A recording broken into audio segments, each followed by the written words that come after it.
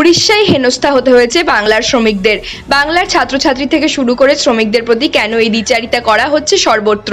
মূলত মুখ্যমন্ত্রীর কাছে নিজেদের দাবি জানিয়ে জাতীয় সড়ক অবরোধে সামিল হয়েছে মুর্শিদাবাদের শামশেরগঞ্জের পরিযায়ী শ্রমিকরা। আজ বুধবার দুপুরে দীর্ঘ সময় ধরে শামশেরগঞ্জের বাসুদেবপুর বাসস্ট্যান্ডের সংলগ্ন এলাকায় জাতীয় সড়ক অবরোধ করে বিক্ষোভকারীরা। তাদের দাবি, এমতো অবস্থায় মুখ্যমন্ত্রীর নির্দেশ অনুসারে তারা দেশে ফিরতে বাধ্য হয়েছেন, কিন্তু তারা এবার কাজ পাবেন কোথায়, আর খাবারই বা পাবেন কোথায়? কেন তাদের কাজের ব্যবস্থা করা হচ্ছে না? মূলত এই দাবিতেই তারা পথ অবরোধ শুরু করেছে। খবর পেয়ে যথারীতি ঘটনাস্থলে পৌঁছয় শামশেরগঞ্জ থানার পুলিশ।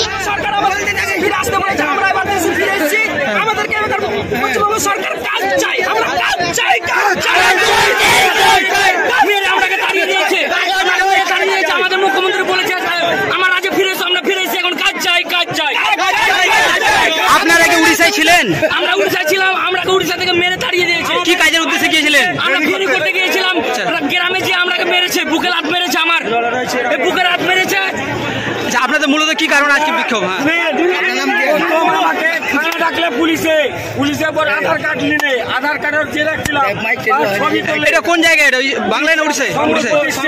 সম্বলপুর ডিস্ট্রিক্ট জমিন কিরা। তারপরে বলছে পুলিশে তোদের ব্যবস্থা নিতে পারবো না। ব্যবস্থা নেওয়ার পর তারপর দুদিন পর বলছে তোরা উড়িষ্যায় পালা।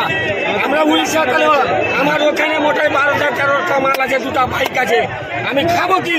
ওই জন্য আমরা মমতা ব্যানার্জির কাজ যাচ্ছি, আমরা বাইরে যাবার নাই, আমরা কাজ দিয়ে ছেড়ে দেবো।